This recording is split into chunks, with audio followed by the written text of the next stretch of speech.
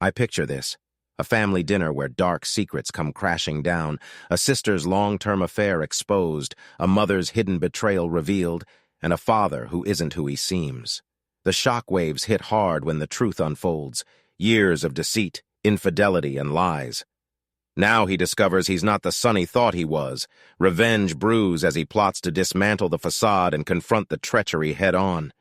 This is a tale of brutal truths, relentless vengeance, and the fight to reclaim honor. Enjoy watching it. Family dinner conversation.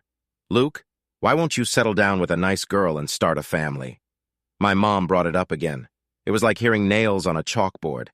I had lost count of how many times she asked me this over the past 2 years. Each time it grated on my nerves. It wasn't a question. It was a demand. My name is Luke Stanton. I'm the son of Joyce and William Stanton and the brother of Amber. Amber is married to Reggie Boyce, and they have 2 kids, Maggie, 5, and Anna, 3. So yeah, I'm the single one in the family. Not this again, Mom, I said, rolling my eyes. You're not getting any younger, you know? She replied, picking up little Anna for a hug and kiss. Maggie, feeling left out, ran over to me for a hug. I couldn't resist my nieces. They were adorable and innocent, but I couldn't help but feel cynical about what happens as people grow up.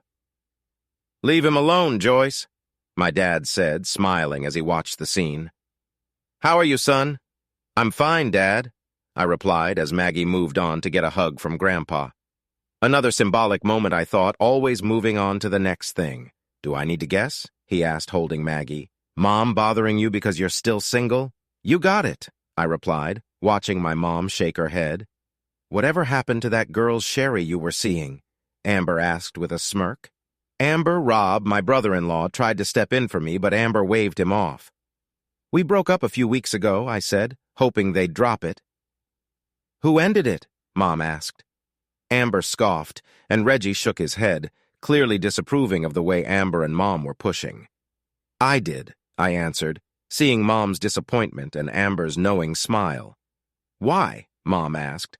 Blame her, I said, pointing at Amber. What? Me? What did I do? Amber protested. It's your job, I replied. The culture people like you have created. Divorce lawyer? She said, pretending to be shocked. My job made you scared to settle down? She laughed, looking around, but no one else found it funny. Remember that story you told us last time? I asked. Amber looked confused, but Dad seemed to remember. He let Maggie down to play with her stuffed animal. Remind me, Amber said, sitting at the kitchen table. We all gathered as Mom poured coffee. You talked about that woman you helped in her divorce. She cheated on her husband, but still got the house, the kids, and child support. Remember now? That sounds like most of my cases, Luke, Amber said, laughing again. Reggie looked uncomfortable. He clearly didn't like Amber's work methods. Exactly, Amber, I replied. It's always the same. The wife gets everything and the husband loses everything. The kids, the house, and pays child support. He even pays the mortgage on a house he doesn't live in.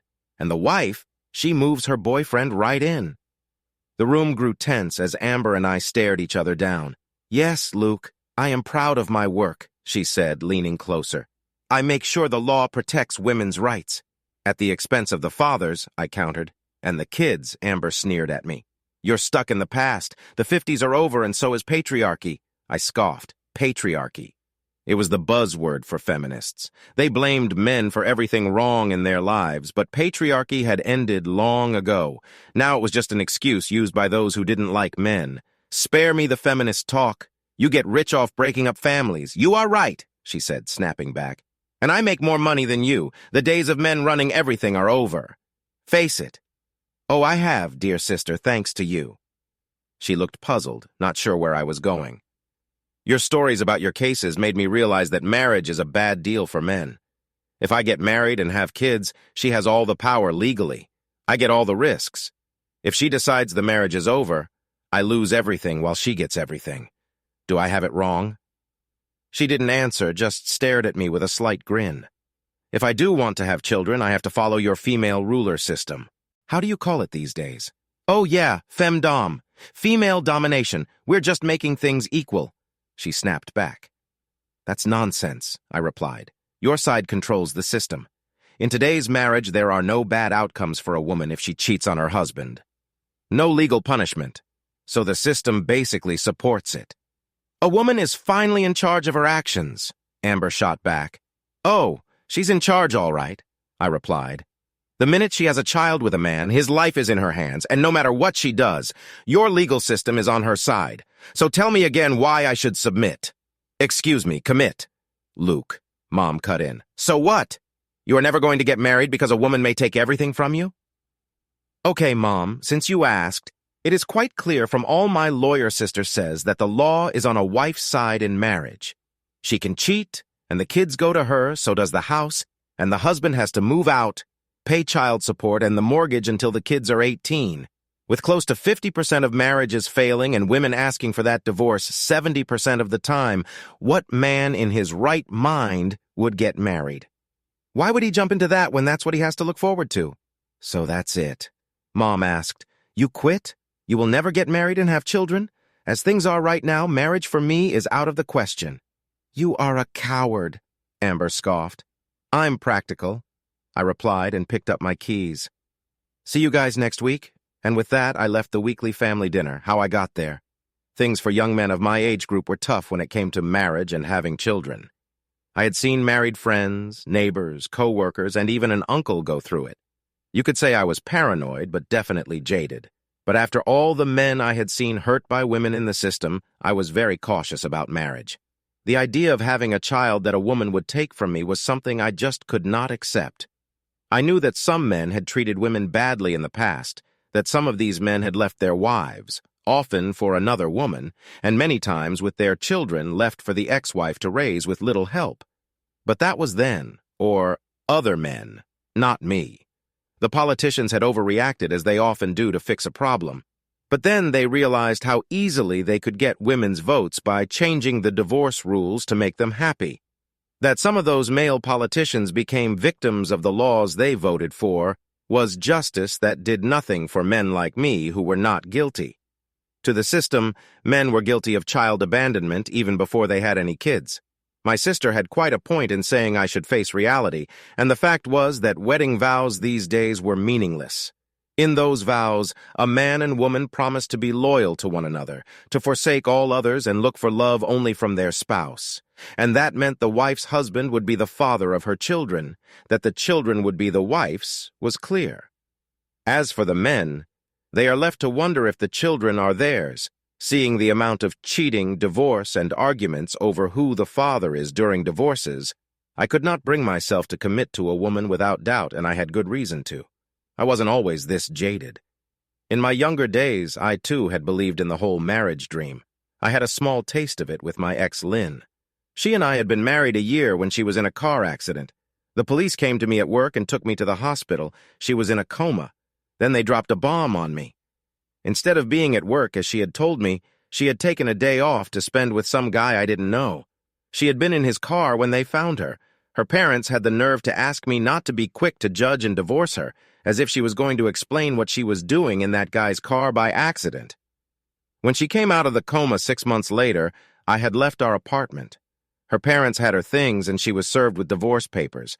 The police report was on top of the paperwork. She did not fight it and never tried explaining to me why. Nor did I need to know or ask. The truth was obvious, but I had been lucky. Why, you say, after that mess?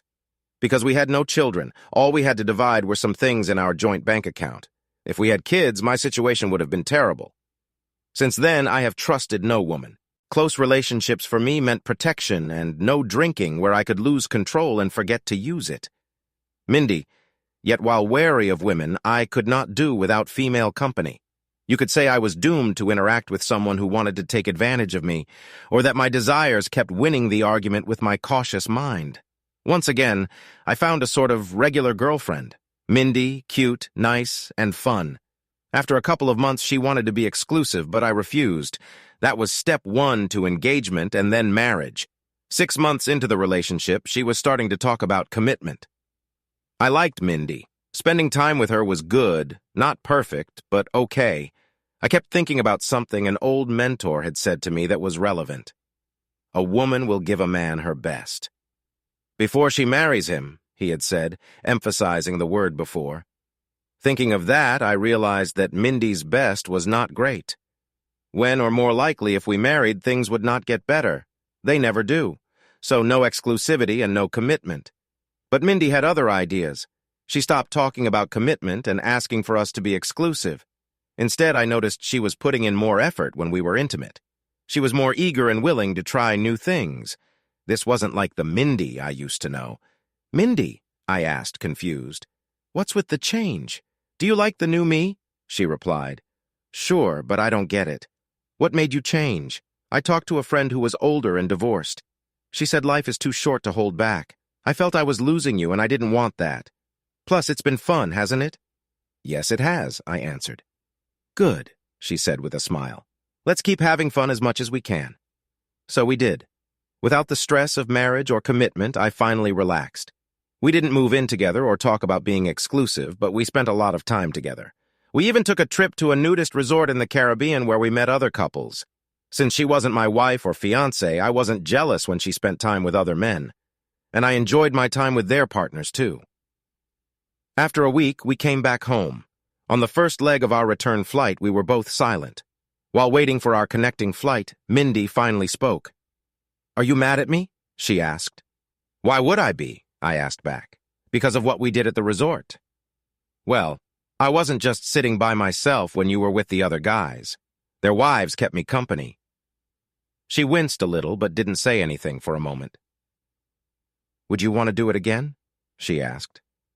Maybe someday, I replied. She was quiet then, but I could tell she had more to say. I braced myself. Finally, she spoke up. I had fun, she said.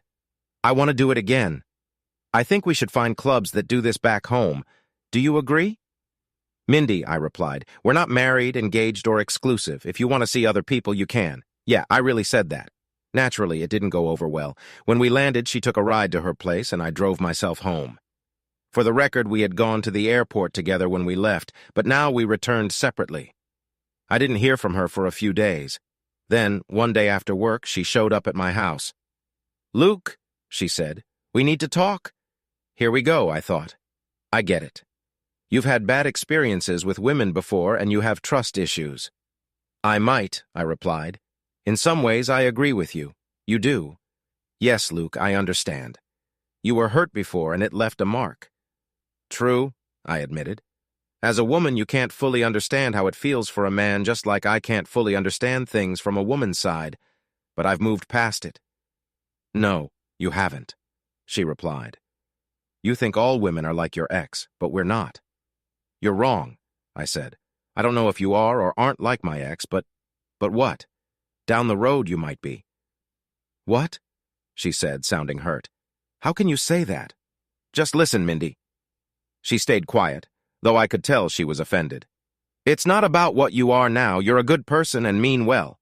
But once we have kids, things might change. You may realize other options are out there, and if those kids are mine. What do you mean if she interrupted, sounding upset? What do you take me for? If they are mine, I continued. I can't risk you deciding to end things and taking them away. Why would I do that? Because you could, and if you did, the law would probably side with you. I'd lose my home and my kids. I'd have to pay for everything. Even if they aren't my kids, I'd still be paying. She was shocked for a moment. Where are you getting this from? She asked. My sister is a divorce lawyer, I explained. I've heard it all from her. She talks about how she and the legal system treat fathers in these cases. If you look into it, Mindy, you'd understand. So that's it? She said sadly. You think there's no hope for us, no matter what we do? That you see me as a ticking time bomb? Mindy, let me ask you something. She nodded, albeit reluctantly. When you have children, will you love them? What kind of question is that? Of course I would. So would I said. I wouldn't just be a sperm donor.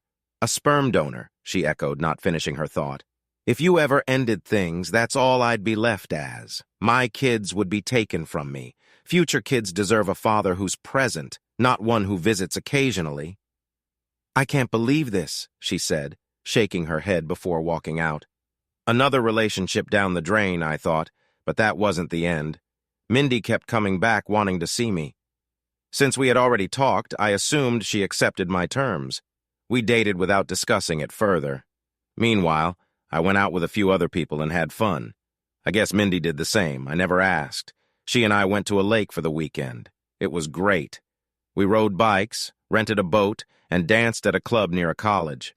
On our last night before going home, we shared what felt like our best intimate moment under the cabin skylight. She wore matching black underwear, stockings, red high heels, and red lipstick.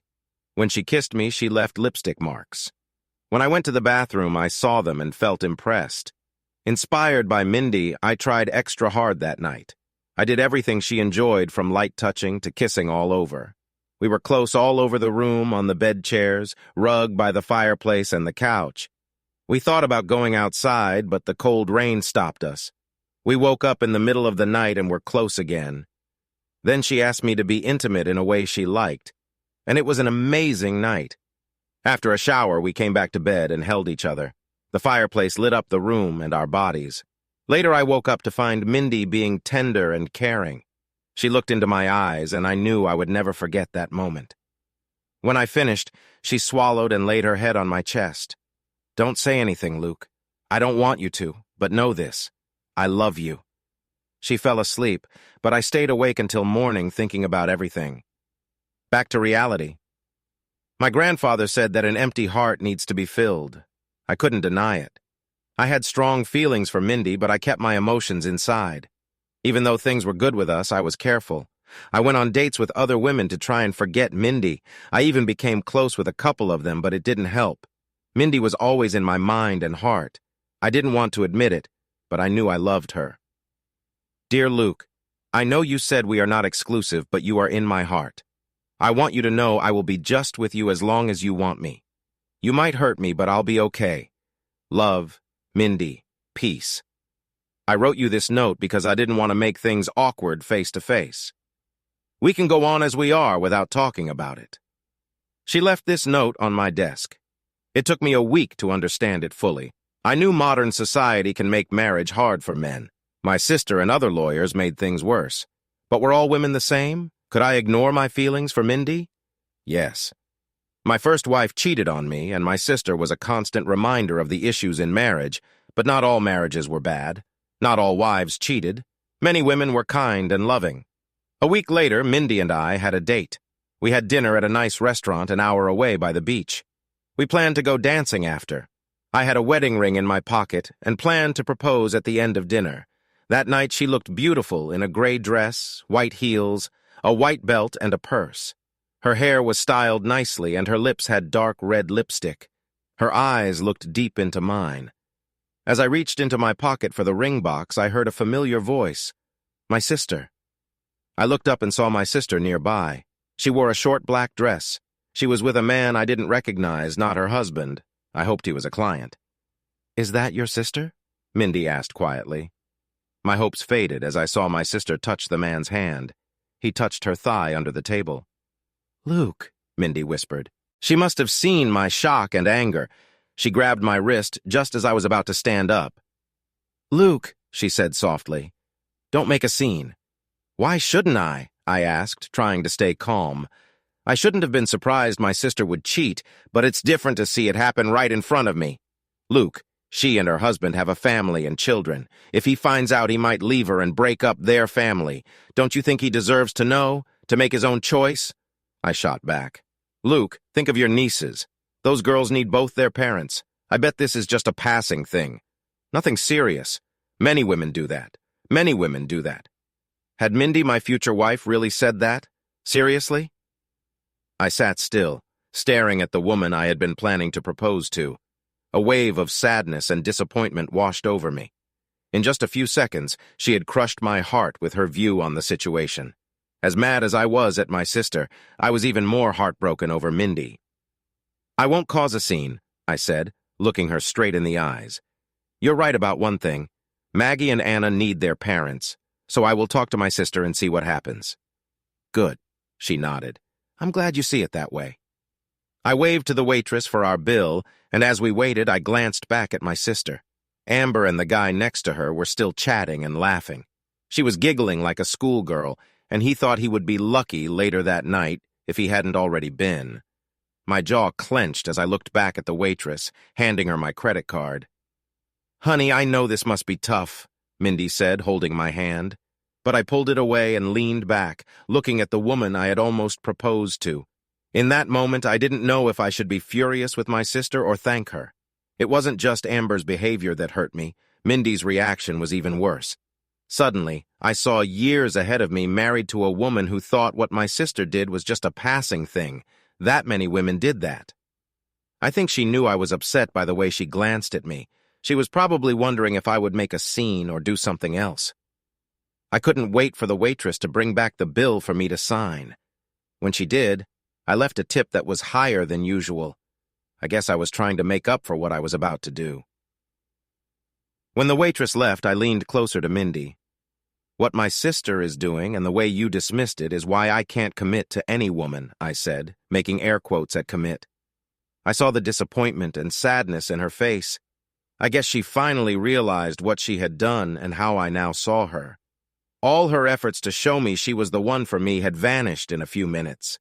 Her lips trembled and a tear rolled down her face as she shook her head in disbelief. She knew it was over between us, and I knew she knew. I was so disappointed in her. Only my anger at the whole situation kept the pain of misjudging her in check. I said nothing more to her, nor did I wait for her to stand.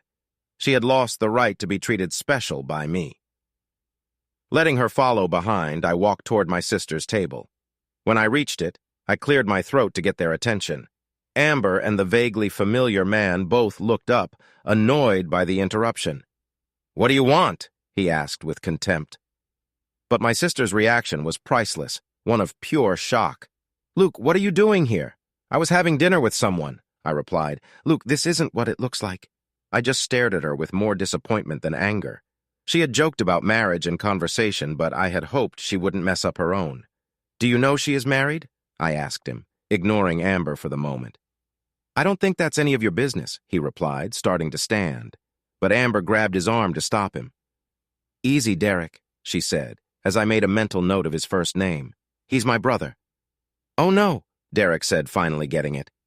"You and I said to my sister, leaning in closer, "we'll talk later.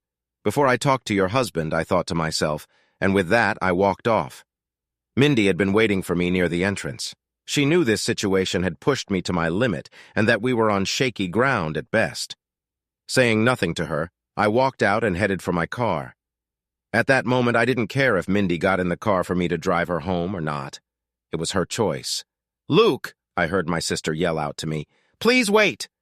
Stopping, I took a deep breath to calm myself. Mindy took the chance to catch up to me and walk to the passenger side of the car. I guess she wanted a ride after all. That was all she would get.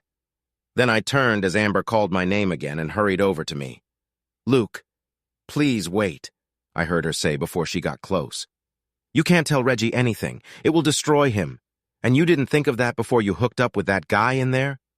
What is wrong with you, Amber? How selfish have you become?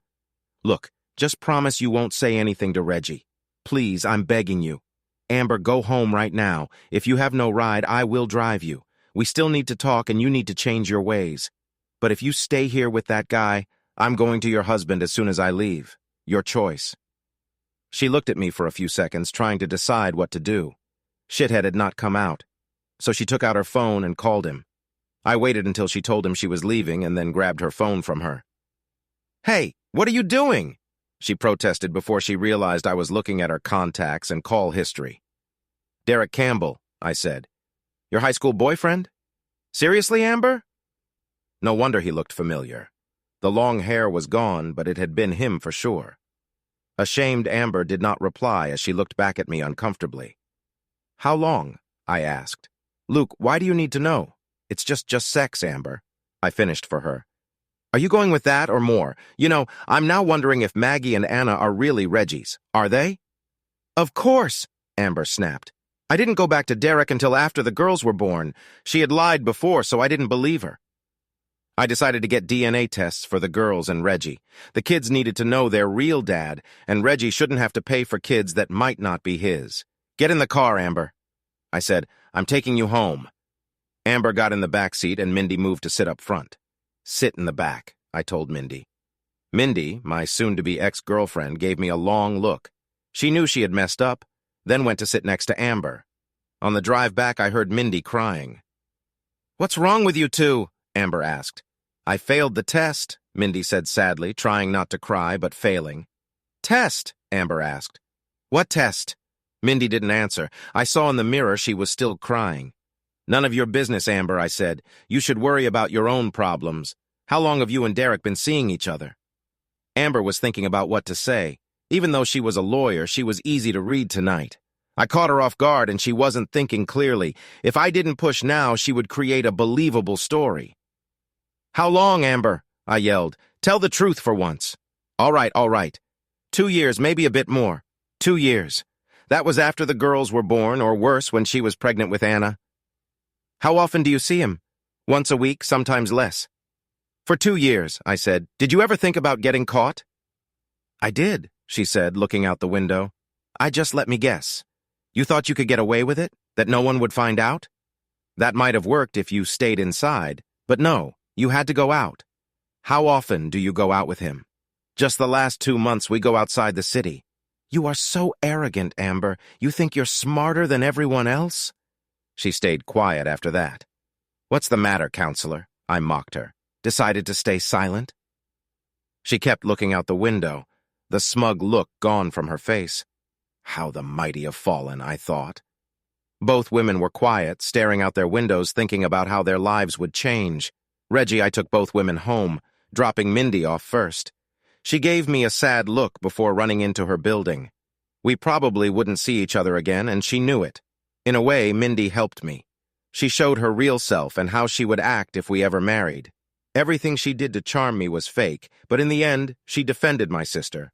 Later, she apparently called my parents to get their help. They called me to come over, but I talked to my brother-in-law Reggie first. In Australia, they call a serious talk having a yarn, and I had a long talk with Reggie, a tale of love and lies. I called him at work and asked if he could take the afternoon off to talk. He agreed, and at 1 p.m. that Wednesday he came over. I remembered he liked Wendy's spicy chicken, so I had it ready for him, and beer, he would need it. Hi, Reggie, I said at the door. Come in. Hey, Luke, he said. He looked sad as he sat at the kitchen table. He had a folder with papers, but we ate and had a beer first. Before you tell me about Amber, Reggie said, I'll save you the trouble. What? Did she confess? I asked. He took a deep breath and smiled. I have known about her and Derek Campbell for a while, he said. They have a history before me. Amber got careless years ago at a party at our house. She and the women were talking, thinking the men weren't listening, but I was suspicious and had hidden microphones around the house.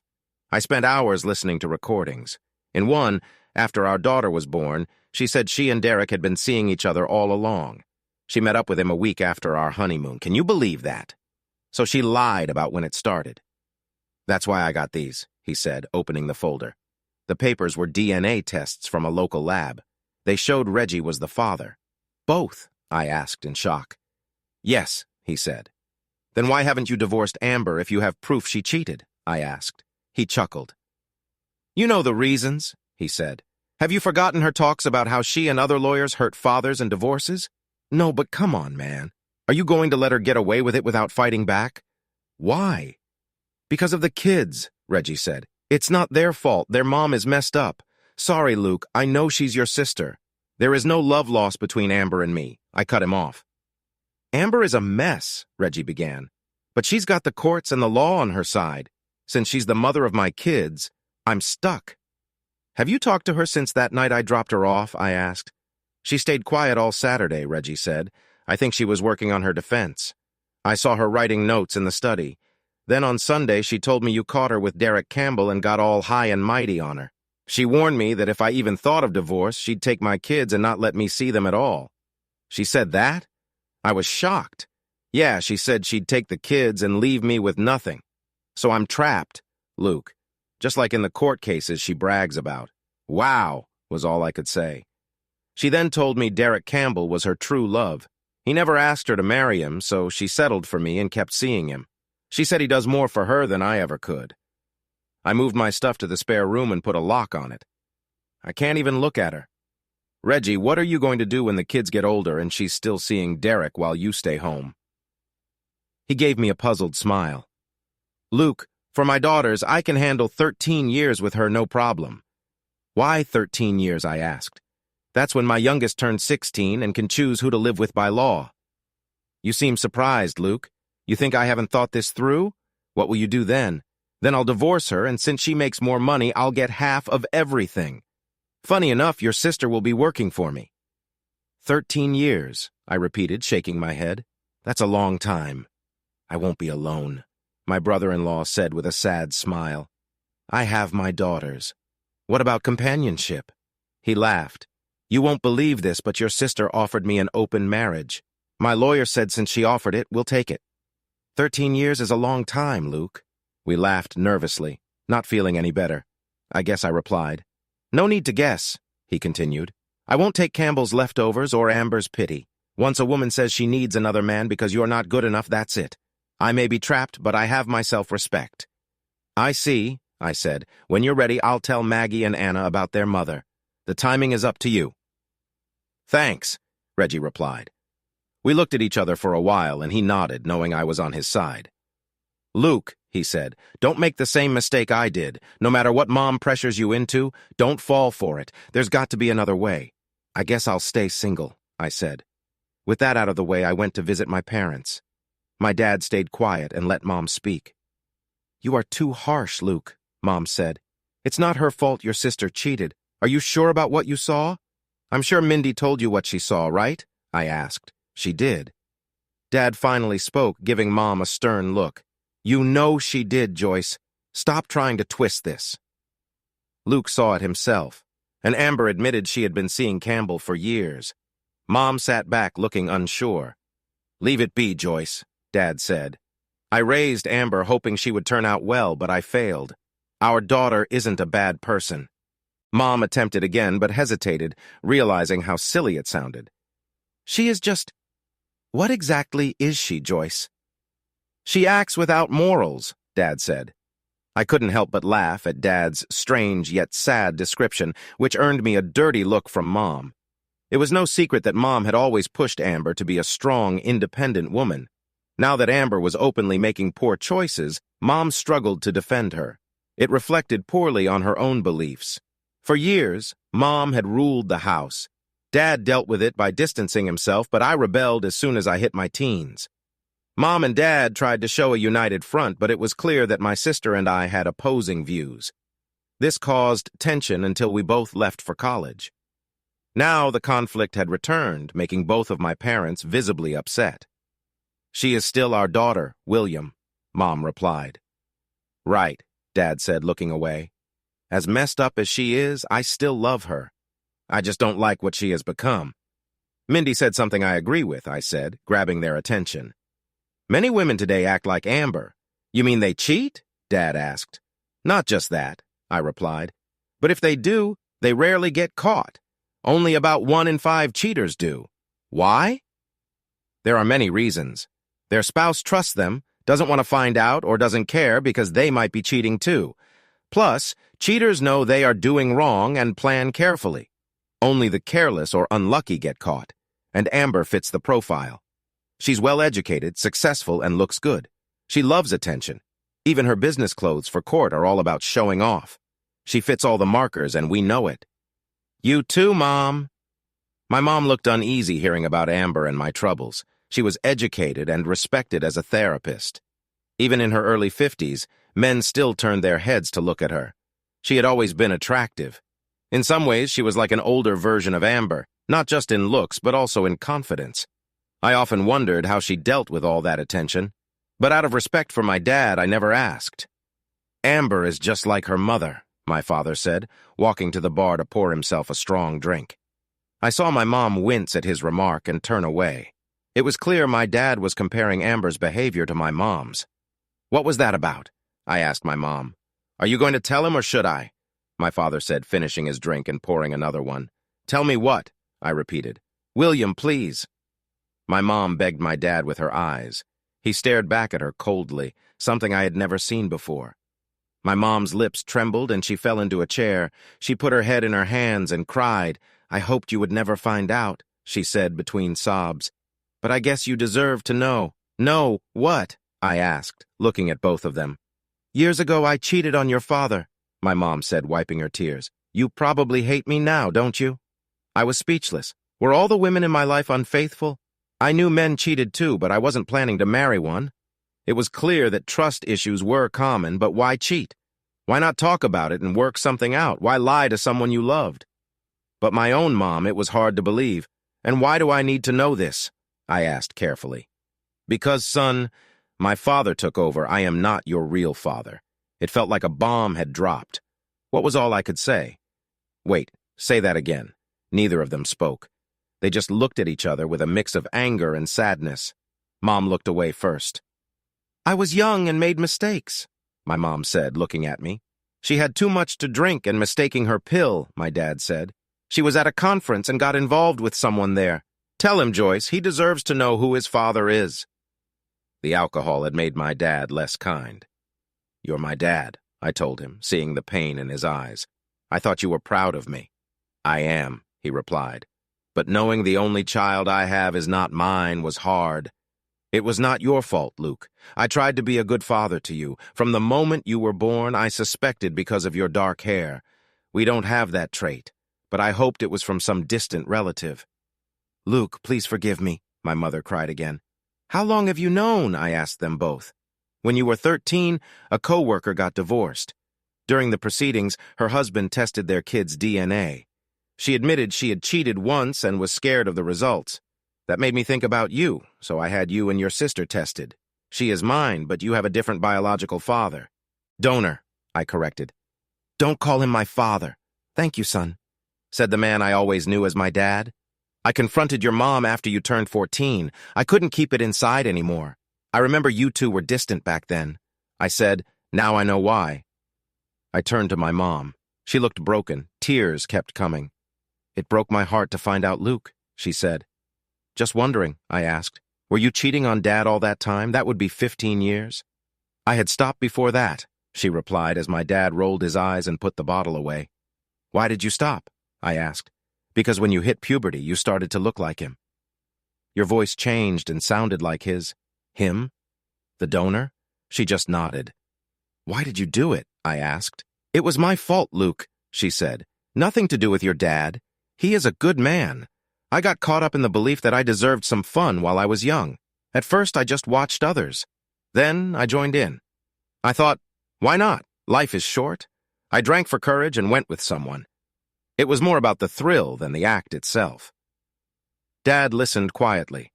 After the first time, I thought I'd feel guilty, but I only worried about William finding out. I settled into a routine of being a good wife and mother at home and having occasional flings when away. It felt like a balance. Did it?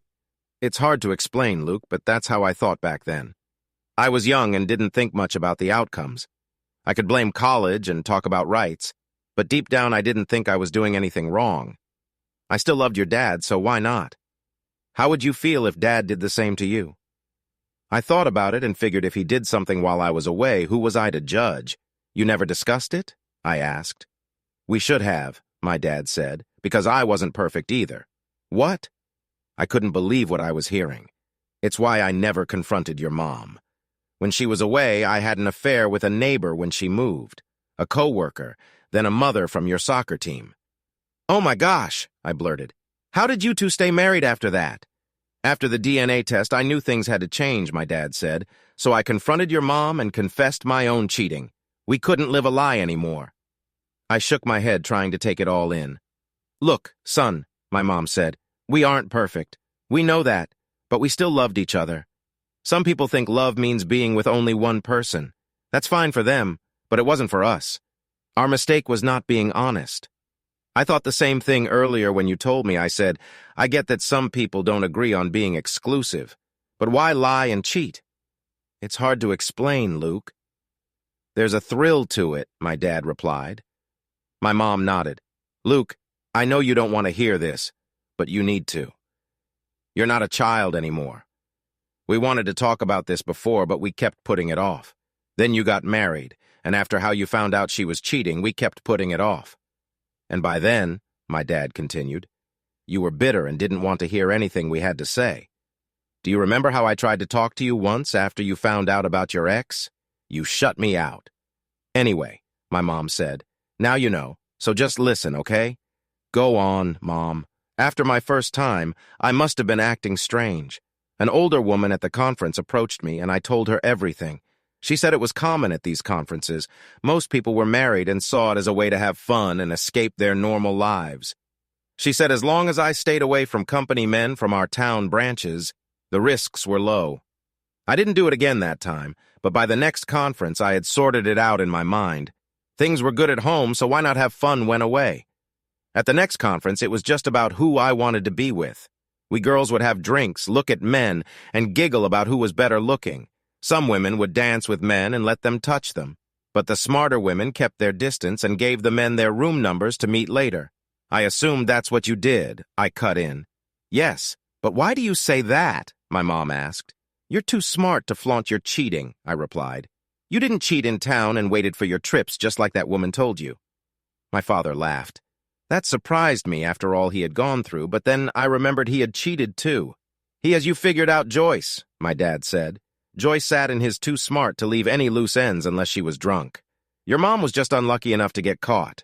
Unfortunately, you were the result. You are not weak. I found myself yelling. You didn't ask her to cheat. We were both cheated on. It still hurt that my ex-wife had cheated on me. I hated when people used that word to describe men whose wives cheat. It felt like blaming the victim. What about me, Luke? My mom asked. What about you? Your father was cheating on me too. We both hurt each other. Stop judging us and listen. You might learn from our mistakes. I was cheated on. I had to live with that shame, but I had no kids with my ex and didn't have to raise another man's child. I could only imagine what my father felt. I remembered catching him staring at me sometimes, only to smile when I asked why. He would just say, "We parents do that," and leave it at that. Poor Dad. Why did you stay? I asked him. I was in love with both you kids. I stayed for you too. Raising you and your sister became my goal in life. Divorce is not much of an option when you have children. You end up on the outside of their lives. That's not good for them. No matter what people say, kids get hurt from divorce. They don't adjust. That's what divorced people tell themselves to feel less guilty. You judge Reggie for staying with your sister, but he's doing the right thing. If he left, his kids would be without him and some other man would be in his house. Near his kids, Luke, a stranger near his kids. I wasn't going to do that to you and your sister, so I stayed. Luke, your father is a special man, my mother said. Dad looked away, but she stood up and hugged him from behind. I don't deserve him, she said, still crying. I realized how awful I had been the day you got sick and ended up in the hospital. You were too young to remember. I remember bits of it, I said, thinking back. I was at work and your father was home with you. You had a fever that shot up to 104. He took you to the hospital, leaving a neighbor to watch your sister. At the hospital, I watched as your father cried and prayed for you to get better. I felt terrible for betraying him. Later, his brother needed a transplant. Your father gave him his kidney. Luke, I have admired your father for years, but I don't deserve him. You are right, I replied. You were wrong. What did Dad do to you that made you think it was okay to be with other men when you were away? Nothing, she replied. I was a spoiled and selfish young woman. Does your age excuse it? I snapped. No, she replied, but it explains it. I was so full of myself. When William told me about the DNA test, I fell apart. She continued, I couldn't face him and just cried. I can't tell you how many times I begged him to forgive me. It took us 2 years of therapy to get close again. Do I need to know this? I asked. Yes, you do, my father replied, speaking for the first time in minutes. You know, son, I get it. You went through something similar, but without children to keep you around. You left your ex and moved on, but I can see that it has left a deep scar on you. You don't trust women and you don't forgive them. You probably look down on me for staying married to your mother. But by doing so, I raised you and your sister from inside the house, not as an occasional visitor. No, I can never forget what happened, but I forgave your mom just as she forgave me. She messed up, royally. But she had her moment of realization and came to her senses. She admitted she was wrong right away and begged me not to leave and to forgive her. She did this, knowing I had also cheated on her. I looked at myself then, and was thankful I hadn't gotten any of the women I had been with pregnant. It could have happened to me too, so I decided some compassion and understanding was in order. I know she gave in to the excitement of being with other men while out of town. It has not been easy to get over that. But being a man is often about swallowing your pride to face your obligations. And that is what I did. It took me some time to get past it, if you can get past such a thing. The anger comes up from time to time. I tell you, this trouble with your sister has brought up old wounds. I was about to say something when Dad continued facing Mom. Joyce, I know Amber is your pride and joy, but defending her pissed me off. Unlike you, she doesn't feel sorry and thinks doing whatever she wants is her right. To be honest, she disgusts me. I don't want her in the house anymore. Reggie and the girls can visit, but not her. You can see her on your own time. I understand, Mom said, wiping her eyes with a tissue. I'll work on her, William, but you need to remember that she is our daughter. If you can forgive me, maybe you can forgive her. Please. I could tell my dad wasn't all in, but he nodded to her. You have a point. But remember this, you and I asked each other for forgiveness. We admitted we were wrong. Our darling daughter thinks it's her right to do what she pleases because the law gives her that option. You didn't do that, Joyce. Why didn't you? You know why, she said with a loving smile. Because unlike Amber, you have a conscience. It's not too late to help Amber find hers, is it? Mom replied. Just because our kids got older doesn't mean our obligation to them is over, right? She may be too old for a spanking, but she will get a stern talking to for sure. I'm with you there, Mom replied, hugging his arm. As for you, my father said, pointing to me. What did I do? I protested. I understand your ex cheated on you. Hearing from the cops that she had been with another man must have been gut-wrenching. When I showed up at the hospital, the two cops who brought you over laughed about it openly. The woman cop was worse than the man making gagging sounds. Good thing you were in the room with Lynn when that happened and didn't see it. It was my turn to flinch. Still, my father continued, you still carry that with you, son. Lynn cheated on you, not Mindy. What your mom and your sister did is not your problem. It's mine and Reggie's. And what I did is your mom's. It is my problem. I cut him off. It's the reality I may have to face if I get married and have kids with any woman. Mindy showed me a glimpse of that the night we saw Amber and Campbell together. She said not to make a scene and think of Amber's kids and not ruin her family. What is wrong with that? My dad asked. Look how your mother and I stayed together. Let me tell you, at the worst moments of our life, you kids kept us focused. It's all about the kids and a family, not all, but most of it. Dad, it's what she said after that bugged me and is a deal breaker. Mindy stated that many women did what Amber was doing. And it was not just what she said, but how she said it. Like it was a common thing, and for us men to just accept it. Like it was a woman's right. I told her how I felt. I said she could choose that option after we had kids. I didn't want to risk it, so she changed her ways. She used love and lies to make me think she was different to trust her. But Mindy showed me she was just like Amber in a few seconds. No, I'm done with her. She can find someone else to fool, I said, shaking my head. Did you know I had a ring in my pocket to propose to her that night? Oh, no. My mom hugged me. I let her. She is my mom, and I love her. It's why I forgive her for what she did. She is the only mom I have, and she asked for forgiveness and learned from it. I'll be okay. I said you gave me a lot to think about. There's one more thing I said to my mom. I need the sperm donor's name. I don't need anything else but his family's medical history. My mom wrote his name on a piece of paper. He used to work in New York. I think he lives in Long Island in a place called Merrick. That's all I remember. I never kept in touch, but I'm sure it was him. They both nodded as I saw them move closer to each other. I could imagine all the feelings they had gone through since they found out about each other's cheating. I couldn't even think how they fixed their marriage and kept the family together, but that was their life and their choices. As I left my childhood home, I knew I had to make my way in life. I had to figure out what I wanted and how to get it. I felt angry, confused, and upset. This talk of cheating had me on edge. My mom, sister, dad, and ex-wife had all been unfaithful. What were the chances of that? You would think that one woman in my life would be faithful. In my apartment, I felt a strange mix of anger and confusion. I imagined being the other man, the one who women cheated with. What did Mindy say about one of her past lovers? Something about how he made her feel great? With time, I decided I wanted to be like that. I wanted to find women who didn't care about their promises. If they were married, so be it. Here's the thing. I couldn't do it. No matter how angry I was, I couldn't bring myself to be with married women. Every time I got close, I thought of my dad and Reggie being hurt. I couldn't do it. You might think that picking up strangers would let me ignore their husbands, but I couldn't. My conscience wouldn't let me. Frustrated and unable to find a single woman for love, I focused on my fantasies. At first, they were about unknown married women. When my mind wandered to my mom and sister, I knew I had to get control. I checked my phone. 6 texts and 2 emails from Mindy. The emails were ramblings from after our last date. Most of the texts were similar, switching between sorry and angry, but the last one was different. Luke, I know I messed up.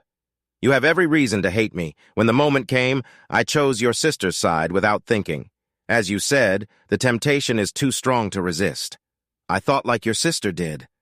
I can only imagine your disappointment, but I can't change it. I did it, and you will remember it. I think it's best if we go our own ways. My aunt in Seattle asked me to move there until I find a job. I will go and start over. I will miss you, Luke. But this is how things are. I will love you forever and hope you find happiness, Mindy. I needed a break, a vacation, and escape. I told my boss I was a mess and needed some time off before I lost it. You're doing well at work, he said, looking up from his papers. Personal stuff? Yes, I replied simply. 2 weeks, he asked. I need you back after that. Sure, that should clear my head. Thanks, boss. I replied and left. I could say kids today, but I wasn't better at your age. I bet it's about a woman. No, don't tell me. Just go get yourself together. I smiled and left. He was shaking his head as I closed the door. That night, I found the note my mom had written. Dr. Niles Lieberman, Merrick, New York. I stared at it, wondering who this man was. I love my dad, and that won't change. But I felt a need to meet Niles. I didn't want to love him. I already have a father to love, but I knew I needed to meet him.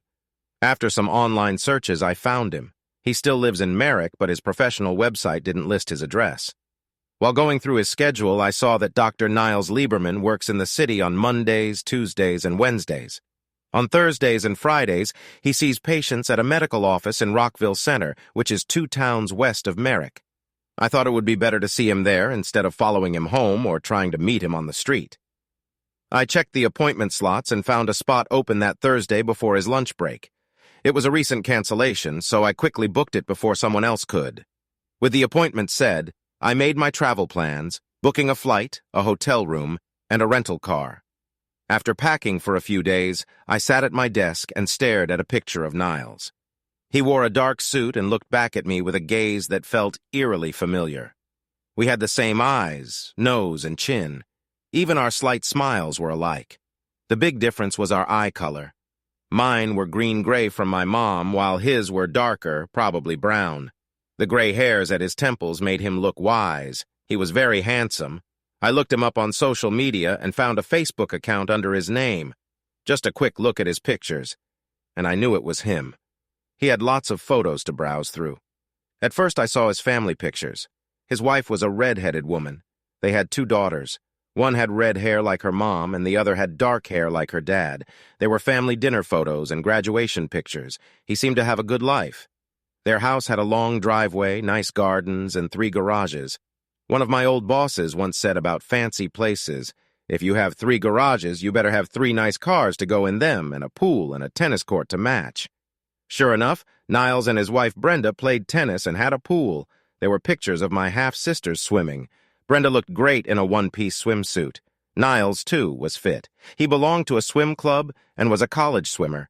In another album, there were older pictures of him at swim meets in college. He was in great shape. I wondered if that's what caught my mom's eye. He looked confident. I guess I inherited some of his good genes because my body looked similar to his younger self. At least he gave me that. Then I found an album called Conferences. One picture showed about 30 people all labeled. I saw Niles on the top left and my mom on the right. She was sitting a bit sideways, showing off her long legs. Everyone was smiling in the group photo. Most of the men and women were fit and good-looking. I wondered how many of the men my mom had relationships with. Did she have many or just a few favorites? I kept looking through the album and found more pictures from other conferences. They happened twice a year. Both Niles and my mom were in many of them. One date stood out. It was a Florida Keys hotel, and they all wore matching shorts and T-shirts with the hotel logo. The date was October 1992, just 9 months before I was born. My mom was sitting next to Niles. I moved forward to a photo taken 6 months later at another seminar, this time in San Diego. My mom was clearly pregnant and proudly showing it. She stood sideways, smiling at the camera. Niles stood on the other side of the picture. He had his arms crossed and a smirk that looked just like mine. He was a mirror image of me. I drove out of JFK International Airport and let the GPS guide me to my hotel in Long Island. It was the night before my appointment with Niles Lieberman, and I found it hard to sleep. I woke up from a nightmare around 6 in the morning. Thankfully, I quickly forgot it. I took a shower to calm down, but it wasn't easy. My hands were shaking when I had breakfast at a nearby Greek diner. These diners are common on the East Coast. "You're not from New York, are you?" asked the waitress with a warm smile. I couldn't tell her exact age. She looked anywhere from 28 to 32. Some women just seemed timeless. She had a fit body and a sweet smile. Her jet black hair just touched the start of her neck. When I looked at her hands, she realized what I was checking for. "No, sweetheart," she giggled. "I'm not married. Even if I was, we don't wear rings when we work. They get in the way. I can see you're single, too." "I am." "My name is Luke," I said. "Nice to meet you, Luke." "I'm Celia," she replied. Her smile told me she was interested, and it had been a while since I'd met anyone, so I was interested, too. Before I could say anything, she leaned over to refill my cup. "I finished work at 4 in the afternoon. If you're here then, we can hang out. If not, here's my cell number. Call me and we can meet later. Does that sound good?" From the way we looked at each other, we both knew it was more than good. "Are all women like you in New York?" I asked with a smile. "No, Luke," she said, standing straight. "I'm unique and special. See you at 4. If not, you won't know what you're missing." As I watched her walk away, I thought I might like New York. At least I liked Celia. She smiled at me before I left, and I smiled back. She mulled the word 4. Unless something happened, I planned to meet her later. I was early for my appointment with Dr. Niles Lieberman, the receptionist. A young woman in her mid-20s with dark skin and bright eyes looked at me for a moment. She confirmed my name and insurance details. I could see she noticed that the doctor and I looked alike. "You're all checked in," she said, taking the forms I had filled out. "There's a $15 copay." "Thank you, Luanda," I said, reading her name off the desk before handing her my credit card. She seemed curious, but didn't ask any questions. As I waited in the seating area, I noticed her looking at me again, her face friendly but thoughtful. If I wasn't planning to meet Celia later, I might have been interested in getting to know Luanda more. She seemed nice. After a few minutes, a heavy-set man in his 30s came out of a door. "Mr. Stanton," Luanda said with a slight nod. "The doctor will see you now." "Thank you, Luanda," I said, walking past her and giving her a friendly smile. It seemed like she had just realized something, and her mouth opened in surprise. "Oh, my God!" she exclaimed. "You're his!" I put a finger to my lips to quiet her, glad she hadn't figured it out earlier. "Please sit down." I heard a voice similar to mine from another room. "I'll be right there. I'm Dr. Lieberman. I see you're a new patient from out of state. What brings you here?" Instead of sitting, I waited for the doctor to return. When I peeked in, he was by a printer, so he didn't see me. But when he turned around and saw me, he froze. "I have to be honest," I said. "I have a unique case that only you can help me with." He cautiously offered his hand, still staring at me in shock. It must have been more surprising for him as I knew what was happening. "If you won't sit, I will," he said. "Mr. Stanton, please call me Luke," I said, sitting down across the desk. He looked like he wanted to ask something but wasn't sure if he should. "Please sit." "Okay, so what can I do for you today?" "I have a problem," I said. "That's why I'm here. Talk to me. My parents and I had a conversation recently. It left me with many questions. Excuse me, Mr. Stanton, have you and I met before?" "No, we haven't," I replied. "But I think you know my mother." "Your mother?" "Yes, Dr. Lieberman," I said, opening a folder I had with me. His curiosity grew as I took out a picture of my mother from around when I was born. I also had printed photos of him with her from his Facebook gallery. They were from conferences, both before and after her baby bump. I placed them on the desk and he looked at all 3, then back at me. Are you related to Joyce?" he asked. "It's obvious that you and I are. My mother is pregnant with me in that picture. Niles. You don't mind if I call you that, do you?" Go ahead, he said, staring at the pictures. We both knew what was coming, but didn't say it right away. Are you? My son? Niles asked. I am from the result of that October done 92 weekend, I said. But William Stanton is my father. I see, he said, nodding and looking at my information. Can I call you Luke? Yes, I said. Formalities seem silly now, don't they? I agree, he said, shaking his head. I never knew. Mom never told you? No, he said, shaking his head again. Not in all the years we attended the same conferences, never. I have to ask, were you and she together often or just once? Niles flinched at my direct question, but nodded as if he understood why I needed to ask. Well, the group we were part of had a tradition of meetings between attendees long before us. It started in the 60s. When younger people like us joined, the others were used to it and got us involved. Has your mother explained this? In general terms, since my father was present, she didn't go into details. Understandable, he said. So I guess your father, William, figured it out. Yes, Dad figured it out early. No one in our family has jet black hair. And he stayed with her and raised you? My father is a good man, I said, sitting up straighter. An exceptional man. I'm sure he is, Niles said, looking back at the photos. The last time I saw your mother was 5 months ago. She didn't say a thing. Do you two still meet at conferences? No, not for a while, he said. But we're still good friends and colleagues. With age, we've stopped participating in those activities. I knew she had children, but she never mentioned this. How long has she known? I mean, how? They both suspected, but avoided the topic for a while. Dad was suspicious and had my sister and me DNA tested. She is his. You were my sperm donor. Niles looked at me thinking about what I said. I wondered if I would have reacted the same way in his place. In some ways, he reminded me of Mom when she analyzes people. Maybe it's something they learned in those seminars. I can tell you're still processing all of this. How long have you known about me? 2 weeks, I said, leaning back. We had some family issues with my sister and it came up. All this time, he said, looking up at the ceiling. Why didn't she say anything? My parents dealt with this over 10 years ago, they told me. My dad had also cheated on my mom. They both admitted it. After 2 years of counseling, they managed to fix things. I didn't know Joyce was married when we first got together, Niles said. Back then, professional women insisted on being called by their titles. Asking them about it never crossed my mind.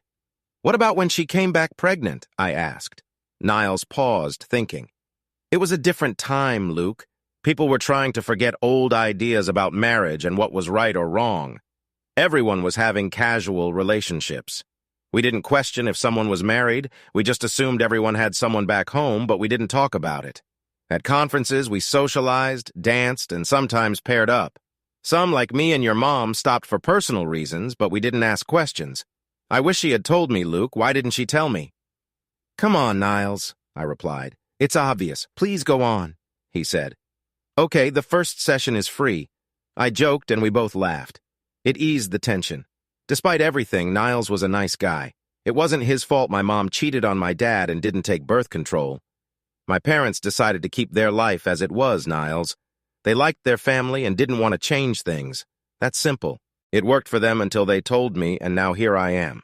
Luke, he said, leaning in, I swear I never knew you existed. I knew Joyce had a son, but I never saw pictures or knew about you. What if she had told you?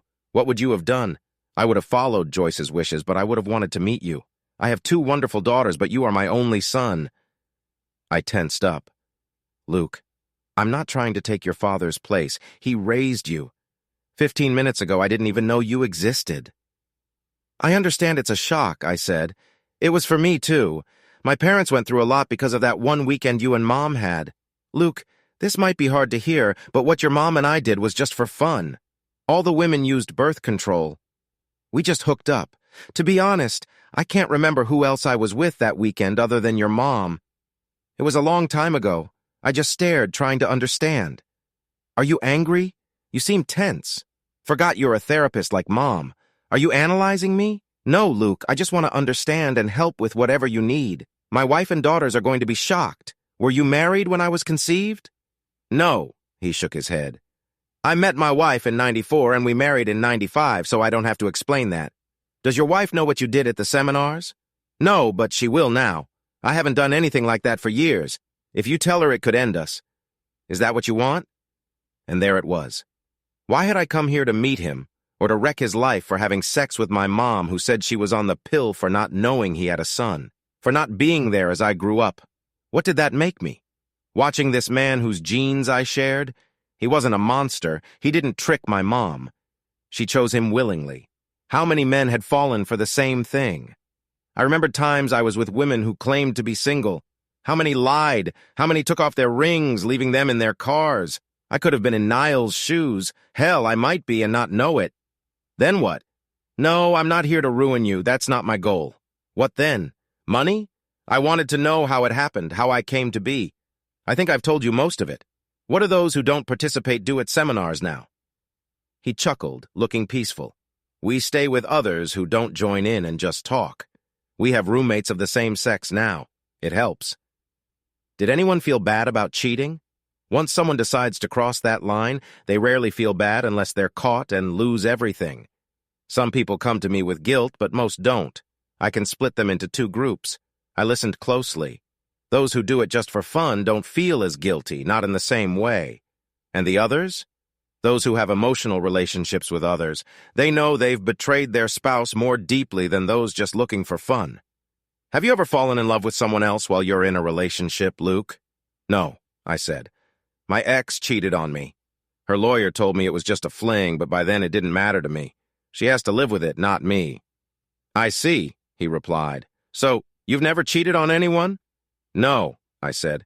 I've only had one serious relationship, my marriage. So what I did with others didn't affect those I was dating. No cheating, no guilt. Good for you, Luke, he said. I'm happy for you. For those of us who cross that line, we have our own way of dealing with it. I looked at my life just like your mom probably did. And yes, I did cheat on my wife like your mom did with your dad. But we never wanted to break up marriages. We met every 6 months or so just for a bit. We didn't involve everyone at the seminars each time. Did that make it any better? I asked. Curious? Luke, do you want to talk about morals or reality? What's your choice? I didn't like the question as answer, but I'd asked, and he was explaining. So I settled back to listen. Not once did I want another man's wife to leave him for me, he said, and I don't remember anyone at those seminars who did. It was just for fun.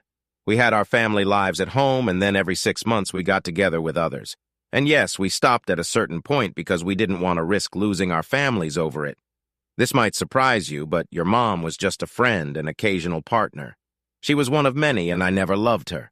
She never loved me either. So a world where people just have fun as they please and exclusive loyalty doesn't exist?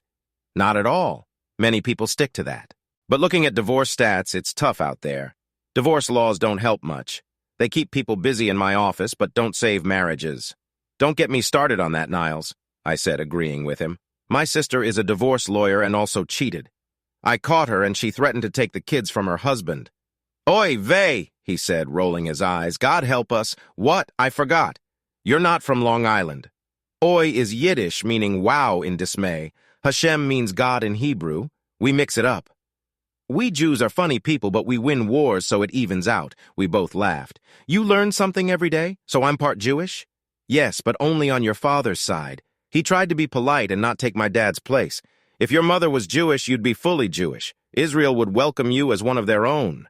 What happened to the patriarchy? Ha! Niles laughed. In Judaism, it means nothing. Yiddish again. So how were you raised? Christian, non-denominational, meaning we just believe in Christ, not a specific church, but we believe in the Old Testament, and your Messiah was Jewish, so you're part of the tribe. We got you. Even with how I got here. Luke, Niles said seriously. I'm not that into religion either. But I think God is not vengeful, and you've done nothing wrong. Your mom and I, on the other hand? Well, you turned out good, right? Mom is more upset about my dad being disrespected than me being born, I replied. She didn't take her birth control. Please tell me she didn't skip it on purpose to get pregnant, Niles asked. No, I said. She got drunk at an event and probably forgot. As you know? Yeah, I know. Skipping one day can make a woman fertile? We looked at each other, both with much to say. So what now, Luke? Well, we can go to lunch after this, I said. Isn't my appointment almost over? Yes, and lunch is on me. You might change your mind after I tell you what's next. It's a good thing Niles wasn't eating when I told him because he might have choked. Still, he took it in stride. I made the 4 o'clock date with Celia. She was an amazing experience. Every young man should meet someone like her at least once. She was older but didn't look at. Older women are different. They're usually confident and know what they want. They don't play games. If they're interested, they show it. And when they do, they appreciate a man who puts in the effort. Celia was wonderful and passionate. She was probably the best I had ever been with. In 2 hours, we did more than most do in a night. We talked, laughed, and connected on a deeper level. While Niles was at home explaining to his family that he had just met a son he didn't know he had, Celia and I got to know each other better. We had dinner and enjoyed the night without any rush. We made a quick stop at Celia's house so she could grab her work clothes and other things for the next day. We had some intimate moments, and I learned a lot about her. She had a son and daughter both serving in the military. Her husband had passed away in Iraq back in 2008, so she raised the kids on her own. Her son was an Army medic, while her daughter worked as an electrician on a Navy ship. Celia was open to dating and having a good time. She had a couple of boyfriends, but none who were her only partner. Celia asked if we could meet again before she went to work the next day. I wasn't sure what plans I had with Niles, so I said we would just have to see. She looked sad, probably thinking she wouldn't see me again. "It's not that I don't want to see you, Celia," I said. "I just don't know what's happening with me and Niles right now." "That's harsh, Luke," she replied. "If you can't call him your dad, just use his name." "You're right," I admitted, "but I'll call you and let you know what's going on." "It's okay," she said softly. "I understand." I didn't want to make her feel worse, so I nodded. Then she kissed me goodbye. Though I hadn't known Celia long, I liked her. She wasn't old enough to be my mom, but she had this mature, confident way about her that made me feel good. Younger women usually didn't have that quality. The next morning around 10, Niles called me. We met at a different diner for brunch and talked. My thing with Celia was new, and I wanted to keep it separate from Niles. "Luke, I talked to my family about you last night. How did it go?" "It was rough at first until they found out your age, so Brenda knows you came before we were married. She's a bit worried and wants to meet you, so do my daughters. Are you sure they're ready? If you promise me you won't mention the seminar meeting or anything about it," he said. "Break this promise and we're done. I've been honest with you." "All right, deal. How did you explain it to them?" "Since you're family now, they're your family too," he said. I told them the truth. An encounter that led to a pregnancy I didn't know about until yesterday, accurate enough without talking about the seminar. "Anything I should know before I meet them? Are you free today?" he asked. "I'd like to be back by 4, I replied. "If not, I just need to make a call." "You know people in New York?" "Niles, I know we're related, but I'm a bit too old for you to be asking where I'm going." He laughed. "My bad," he said, still smiling. "I forgot. You might have found someone special already." I said nothing but gave him a knowing look he understood. "Oh, I remember being your age," and he stopped realizing what he had said. "Sorry, it's okay. It's just that I've met this woman and I kind of like her." "Really? Tell me more," he said. "The therapist in me is curious. You and Mom just can't help yourselves, can you? Never mind that." He dismissed with a wave. "The woman you met, is she from here?" "Yes, she was my waitress and we hit it off. She spent the night with me at my hotel. The time together must have been good for you to see her again. What do you like about her? What's her name?" "Celia," I said. "She's older, already has kids, so she's not looking for someone to be the father of her children." "So you think she's safe?" Niles said in that professional therapist tone. "Why is that?" It was strange how quickly Niles understood me. It also made me uneasy. It felt like we had some kind of connection already, like he could read my mind. For a moment, I felt like I was betraying my dad back home, but I pushed that thought away. Niles was different and could never replace what my dad and I had. This was new and separate.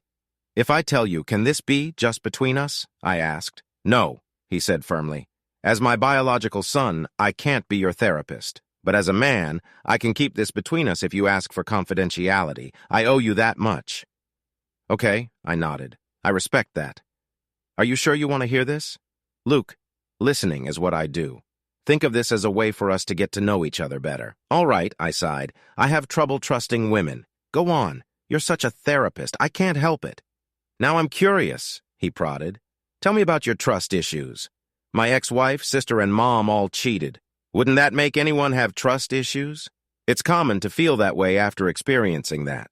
How does it affect you?" The idea of having children with a woman who could then take them away scares me. My dad and brother-in-law stayed with their wives for the kids. Do you know what happens to fathers in divorce court? Please, he said, raising a hand to stop me. I live in New York. Divorce is a messy business here. Understandably, you'd be wary, but not all women cheat. And even those who do often don't want a divorce. Those who do want a divorce usually think they're in love with the person they cheated with. Think? How so? Some people, men and women, are hopeless romantics. They think an affair means they've met their soulmate. Usually they're unhappy in their marriage, or they've lost that loving feeling, or they can't imagine just having sex without emotions. It makes them feel cheap. So in their minds, it has to be love. Most times it's not real love, just infatuation and the thrill of doing something forbidden. Women seem to be moving away from that. The more money and education they have, the more likely they are to have casual lovers. They get love at home. But how can it be love if they lie and betray their spouse's trust? I asked. Luke, you need to understand that love means different things to different people. You just need to find someone who shares your views. I didn't like his answer. It reminded me of his mistake with my mother that led to my birth. As much as I disapproved of what she had done, I was here because of them. I haven't been lucky with women so far. The last one fooled me until the last minute before I proposed. I guess I was lucky to find out then. He asked me what had happened, so I told him about how Mindy had taken my cheating sister's side and made excuses for her. That doesn't mean you should give up because of what a few women did, he said. So tell me about this woman you met. What's different about her? His ability to understand my thoughts so quickly after meeting me put me on edge. Niles was right. Celia was different. She's older and has kids, and she says she can't have any more children. Ah, no chance of her leaving you with a child. Exactly. So she's fun to be with and safe, but you still have a big problem. What would that be? I asked, though I knew the answer. You want children of your own. He was right. I nodded. You're in a tough spot, Luke, he said. Sooner or later, you'll have to trust someone. Sadly, it won't be this woman you're not threatened by. I didn't know Celia well, so his prediction didn't upset me. Niles, how do you deal with it? Deal with what? Trusting Brenda? Yes, I said, especially knowing what people are like and how they cheat on their spouses. Good question, he said. There are no guarantees in life, Luke. Bad things happen as well as good. Brenda has never given me a reason to doubt her, but that doesn't mean I'm naive. I keep my eyes open, and I had both my girls tested to confirm they are mine. They are your half-sisters and my daughters, but my wife is smart. If she ever decided to cheat, she'd be clever enough to hide it. Most women are, and most husbands don't want to think their wives would cheat. Some people live in denial. Not me, I replied. I know women can cheat. If they do, I'd lose my kids. I'd rather not have kids under those conditions. I sense a but coming, he said with a smirk. I admit it.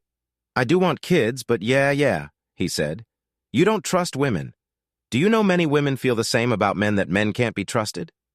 I've seen Lifetime, I replied. Men bad, women good. Seriously, Luke, he said. You need to get over this. It will destroy you. Later that day, I met Brenda and Niles's daughters. They were polite, but cautious. After a while, I felt I'd stayed too long and said goodnight. I promised Niles I'd see him before I went back home. Then I called Celia. What just happened? How did it go? Celia asked as I stood in her apartment and she got dressed. As expected, I replied. The wife was polite, but I could tell she wished I hadn't been born. She worries about who Niles will leave his money to. And your sisters? One was friendly, the other kept her distance. The friendly one looked me up and down. Celia laughed at that. You are handsome, and you look a lot like her dad. Zip me up, please, she asked, turning her back. I felt like I was being judged, I said, as I finished pulling up her zipper. Her dress was black, mid-thigh with a low-cut back. She smiled and raised her arms for me to admire. What wasn't to like? Her toned legs looked even better in black pumps. Most men stare at my chest, she said, pointing to her cleavage. We were going out for dinner and a Broadway play. I wore a suit and tie while Celia dressed to impress. Celia, would you mind if I asked how old you are? She reached into her purse, found her driver's license, and handed it to me. She looked nervous as I read her birth date, December 19th, 1979. And it was now 2016. You are 36, I said, surprised. You look much younger. How old were you when you had your son? 15, she said. I was young, and Celia, you don't have to explain anything to me. After dinner and the play, we took the train back to Long Island. She had a couple of drinks and seemed like she wanted to talk. I was curious, so I mostly listened. I thought I loved Harry, my children's father, but I was too young to know what love and life were about. Thinking it was best for our boy, Greg, we got married. Harry was a soldier on leave, so he went back to his duties. I went to high school while my parents helped babysit. Then Harry came home on leave, and I got pregnant again. When I finished high school, the kids and I moved to live with Harry on base. It was your typical military married life, Luke. He went away a lot, and it was hard. Then he'd come home, and we'd try to make it work. At first, it kind of did, but not as the years went by. He served in the Balkans as a peacekeeper, and later in the wars in Afghanistan and Iraq. Harry was a good man, but never made me feel special. Not in any way. I loved him, but was never in love with him. We didn't have a close relationship. The kids needed their parents, so we both stepped up, but that was it. When he told me that he had affairs, I was not surprised. As a wife, I should have been upset, but I understood. For my part, I had been tempted, but never crossed the line. You could say it was a mix of my upbringing and not wanting my kids to think less of me. I knew Harry would eventually find someone to fall in love with and leave. I decided I didn't want more kids with him or anyone else. I never thought I'd find a new love. But Harry told me he no longer expected me to stay faithful since he wasn't either. So I had my tubes tied, as I told you, and did some thinking. No longer bound by our vows, I just made sure not to get caught by the kids. Until Harry and I got divorced, that is. With that out of the way, I had some meaningless encounters. I made up for years of being alone. Not every night. I still had 2 kids, but there were other wives in similar situations. Wives who watched my kids if I watched theirs when they went out. Most of the encounters were boring or bad, only occasionally good. I had all sorts of partners, single soldiers who were lonely, men of different races, and even some visiting foreign soldiers. I had never experienced life with other men, so I made up for it. Harry eventually fell in love with the wife of another soldier. He spent most of his time with her the last year or so. I never made a fuss. He had one lover by then, while I had too many to count. I always liked being with others, and I found different partners interesting. Harry needed someone who loved him deeply. I wanted him to be happy. As long as I had the kids and someone occasionally, I was fine. Harry had been honest about our situation and set me free. In 2003, Harry was sent to Iraq to take part in the invasion. While he was there, I packed to return here to be with family. One day a woman knocked on my door. She told me she loved Harry and wanted me to let him go. "He is yours," I told her, and went home. They didn't run off together as she and her husband transferred out. So much for her love for Harry. No matter, Harry had other women, at least he was discreet like most soldiers and spouses were. But in war, there are casualties. While on patrol, my husband was killed. I returned and finished raising the kids by myself. That's pretty much my story. I am special to no one except my parents and my children. I can't explain it. But as this beautiful woman told me her life story, I felt drawn to her. The rest of the evening made that feeling stronger. It wasn't just her looks or how she acted with me. It was something else, something I would not understand until later. Celia and I woke up early that morning in my hotel bed and were close again. She woke me with a touch, and then stayed close to me in the early morning light.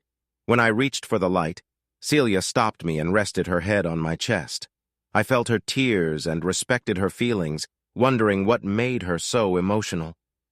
"Go ahead, call it clueless. We men can be that sometimes." I would get it later that day. "More," she whispered. "I want more. Hold me close so I remember you after you're gone. Take all of me, Luke." It was the way she said it that touched me deeply. It scared me because for the first time, I found a woman I didn't feel threatened by, a woman I liked a lot. Take all of me, Luke. But I had to go back home to my job and life while Celia had her life in Long Island. When I came out of the shower, she was gone. On the mirror, she left a red lip mark and a note. "Please take care of yourself. Thanks for making me feel special." Niles and I were supposed to have lunch one last time, but one of his patients had a crisis and he had to go. We made plans to stay in touch and meet again. By the way, he held my hand. I knew he meant it. I got soft and let him hug me. So there I was with 3 hours before boarding. It took 3 seconds for my mind to be on Celia again. I tried to make sense of it, denying that she was more than just beautiful.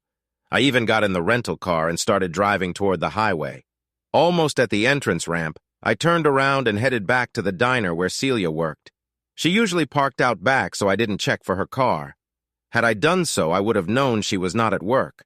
Not seeing her inside, I asked for her only to be approached by another waitress. "You are that Luke guy, right?" she asked. "Yes," I replied. "Have you seen Celia?" "She came in, said she wasn't feeling well, and took the day off." "What did you do to her?" "Nothing to make her do that. Nothing, my foot. She walked funny, I can tell." "You men are such idiots. You don't understand what makes women tick." "I agree about that," I replied. "I don't think I ever will," I confessed. "Go on," she said. "I need to cover some of her tables, and that's your fault." I pulled out my wallet, took out 3 $100 bills, and handed them to her. "One for each of you working today," I said, looking straight into her eyes. "Make sure the others get their share." "Scram!" She yelled louder than necessary, but still took the money and stuffed it into her pocket. By the counter, her boss was reaching for her phone, probably planning to call the cops. But as I passed by with an apologetic look, she just frowned. I quickly left and dashed to my car. I was at JFK Airport right after the security check when my phone rang. It was Celia. "Bad time?" she asked. "No, I have a few minutes before boarding. How are you?" "You went to the diner looking for me," she said cheerfully. "Luke, that's so sweet. You're worth it," I replied honestly. She paused for a moment. "Luke, I had a great time with you," she finally said, her tone becoming serious. "It's a shame we live so far apart. Now that you have family in New York, you can look me up next time you're here." "I definitely will, Celia, I promised. Maybe you can come visit me too. Sounds interesting. Call me when you get home so I know you're safe." Something made me ask, and to my surprise, she didn't turn me down. Just then I saw the sign next to my flight change from on schedule to now boarding. "Hey, Celia, I have to go. I'll call you later." "Sure, have a nice flight. Thanks, take care." "You too. Bye. Someone like you." During most of the flight back to Florida, my mind alternated between thinking about Niles and Celia. I was surprised by my feelings for both. Niles seemed like a decent guy despite his past of being unfaithful. It looked like he had stopped cheating and was now focused on his family. He seemed to understand my concerns when we talked. Niles agreed to my request, so I walked away thinking he wasn't all bad. Sure, he had been terrible when he was involved with a married woman in the past, but time appeared to have changed him. Would I trust him around my mother again? Absolutely not, Celia. What was it about her that had such a big impact on me? Yes, she was pretty and attractive, but there was something about her that made me feel at ease. Then I remembered what Niles had said. She was safe. Unlike other women, she couldn't have children to use against me, and yes, she was beautiful and fun to be with. How had she not been taken by someone else was a mystery. As soon as I landed, I called her. "Did you get home safe?" she asked. "Yeah, look," I hesitated. "Do you mind if I call you so we can talk?" "We're talking now, Luke." "And what?" "I'm glad you called." "Hey, Celia." "Yes. I don't know what got into me, but I just had to say it. Look, we have plenty of places for you to work down here. Why don't you come down for a while? You want me to come down there? Are you serious?" "Yeah, I have a spare room. You can stay in." "Spare room?" "Okay, the main bedroom, if you like. You get the big bathroom, too." There was silence on the line. "Luke, you're asking me, a woman you had a great time with, to come down to your place and we are going to stay apart. What? Are you planning to date other people?" "No, not at all. No, I'm not going to date. Look, Celia, I really like you," I said softly. "I hoped we could give this a try and see where it goes. I just didn't want you to feel forced to do." "Luke," she said warmly, "you just asked a woman, a close friend, to leave everything and come live with you. In my book, a man wants that woman in his life and home. Do you understand?" "Yes, I do, and I would love that. The main bedroom and just the two of us. Are you talking about us being exclusive? I am older than you and have grown kids, you know. You're not that old and you look younger than me. Plus, your kids won't be living with us. And yes, exclusive, Luke. We need to be honest with each other. You've seen me first thing in the morning. I don't look younger like you say. Stop it, Celia. I love how you look. Okay, you want honest? Here's honest. I know we just met and all we have is the great time we spent together, and great time. Luke, it was spectacular. Correction, spectacular time. But it's more than that. I feel you're special. Someone, if I don't ask into my life, I'll regret it. I thought I heard a sniffle on the other end of the line and maybe a sigh. Luke, you're making me emotional. Emotional in a good way? I asked nervously. Good, you silly man. Oh, you guys. So is that a yes? I can't believe I'm saying this, Luke. You better be serious about this. I am. When are you coming down? I'll take some vacation time. I'll book a flight. Text me your address and details. I'll sort things out on my end and come visit for a couple of weeks. You have that long to convince me to stay. You won't regret it, Celia. I better not. Oh my God. I can't believe I'm doing this, she said. And Luke, I'm coming for the same reason as you. If I don't, I'll regret it for the rest of my life. I can't wait to see you. The next week went by really slowly. I thought about Celia a lot. Celia had to wait a week to take time off work and to buy tickets she could afford. She didn't want to take money from me. Her tickets were round trip because even if she decided to stay, we would have to fly back, rent a truck to move her stuff, and get a trailer for her car. We talked a lot, and each day I liked her more. But on the day she was supposed to arrive, I still hadn't admitted to myself that I was falling in love with her. On the way to the airport, I had one last moment of clear thinking. If things worked out with Celia, she couldn't give me children. By this point, I was lonely, and my desire for kids and lack of trust had hurt my chances with other women. A life with Celia meant having someone to share life with, but no kids. Thinking of my sister's kids, I realized they would probably be the only children in my life from then on. As I parked, I saw a family go by with a baby and a stroller. I said goodbye to that dream. Celia and I were inseparable for the next 2 weeks. After coming back from New York so quickly, I got another week off from my boss. We drove to the Keys, swam, ate out, stayed in hotels, and made love. Each day we fell deeper in love. We both felt it and held on to each other like we were the last 2 people on Earth. Free from my obsession with having kids, I let go of my distrust of women and let Celia steal my heart. Little did I know, she felt the same way. We were both scared to say those 3 special words that mean so much and bring new beginnings, words that change lives. I planned to tell her that night as we watched the sunset from the beach, but something happened to change my plans. As we were sunning on the beach, a woman walked up to us, ignoring Celia. She leaned close to me like Celia wasn't there and started talking to me. I've been watching you for a while, she said like we knew each other. You and I could have a great time in my room. I have to say it's not every day a pretty blonde in a tiny bikini talks to me like that, and she looked amazing. If this had happened a month ago, I might have gone along with it. You know what I mean, right? Of course you do, but this wasn't last month. No matter how long her legs were or how perfect her blue eyes were, I realized it didn't matter. It was like she was from another world. All I could think was how rude she was to Celia. She must have known the beautiful brunette next to me was my girlfriend. She just wanted to take me from her. The nerve, miss, I said. You're blocking my girlfriend's son. Please move. The blonde turned with a smirk to look at Celia. I have to say, in a smaller white bikini, Celia looked stunning and not scared at all.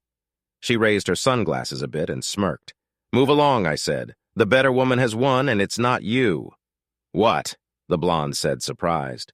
From the look on her face, I bet no man had ever turned her down before. Well, there's a first time for everything, I thought. You heard me, I said. Leave. Go back to your friends. Celia giggled, trying not to laugh. Well, forget you both, the blonde said with a sneer. Maybe if you had been nice, I might have shared him with you. Celia finally spoke. You know he is wonderful, but now you'll just have to imagine it. The blonde scoffed and walked away, smiling fakely at her friends. Her butt is kind of big, don't you think? Celia asked out loud. I laughed. The best woman won? Celia asked, looking at me. Best woman ever, I replied. Luke, yes, I said, holding her gaze. I love you. I was stunned. She said it first. I love you too, Celia, I managed to say. She smiled brightly and kissed me. A few people around us who had seen the whole thing started clapping. My man, Celia said loudly. My man! The blonde tried not to look, but the laughter of her friends made her turn once more. Celia waved at her with one hand as she reached for me with the other. Mine! You love me, I asked. Since when? Since the morning you left New York, Celia. Do you think I cry over every man I date? We never did watch the sunset. Instead, we drove home where I introduced Celia to my parents. Oh yeah, we also stopped at a jewelry store to buy a ring. I was going to spend a lot, but Celia stopped me. If we're getting married, that's our money you're spending on a ring. I'm going to have to watch your spending habits. Yes, dear, I replied. Go ahead, call me what you want. But oh, well, I can't say it, I just can't. My parents were stunned, to say the least, but were happy for us. My mom shook her head in disbelief, but was charmed by Celia's friendly personality. My dad kept looking at me and smiling. He nodded at me, and that was all I needed from him. I walked into work and told my boss I had to go to New York and drive back. Tell me there's a woman involved, he said. Yeah, there is. We just got engaged. We're going to New York to get her stuff and her car. You need 2 weeks for a honeymoon too? Not right now, I replied. Okay, just checking. Go on, get out of here. Why are you still here? He was the best boss I ever had. We flew to New York. Celia visited her parents' graves while I packed her things into the U-Haul truck. We went to the diner where she worked to say goodbye and then had dinner at Niles's place. Everyone was happy for us. Brenda Lieberman seemed glad to see me go, but still treated us well. She watched Niles, who seemed impressed by Celia. Do I have to worry about you? I asked Niles as we drank beers and the women swam in the pool. Oh, yeah, he joked, as if anyone else stands a chance with Celia the way she looks at you. We watched our women laughing and sharing a joke. I think Brenda is warming up to you, he said, smiling and waving at them. When pigs fly, I replied. Niles laughed and gave me a playful punch on the arm. We left the next day and took our time driving south. Then we took turns driving to get home faster. There's only so much of the East Coast you can see from the highway unless you stop. We planned to come back for vacations in the future. I went back to work and Celia started turning my place into our place. Now sure of each other's love, we got intimate again. We saved the tender moments for just before bed. You look tired, my boss said a few weeks later. Isn't new love great? She's wearing me out, boss, I replied. Tough it out, he said. If you don't keep up, someone else will. That's why I work out every day and eat healthy so I can stay in shape and keep my wife happy. Thanks for sharing that, boss. I learned the hard way. Take care of yourself and stay fit. Got it, boss. I started running the next day. Celia joined me and we began eating healthier. Not vegan, but more fish and less red meat. It was the best time of my life. One day my dad called me and told me to get over here. What's up, Dad? I asked. What the heck is this? He said, waving a check and a letter at me. Well, it was a tree before it was made into paper. Did I get it right? Don't be a smart aleck. It's a check from your biological father. Really? How much? Read this letter. Dad said, handing it to me. Dear Mr. Stanton, I recently met your son, Luke. He is an impressive young man. It is clear he has turned out well because of your good example and care. I can't apologize enough for the trouble I caused you, and I can't thank you enough for staying with Joyce to raise Luke when you could have left.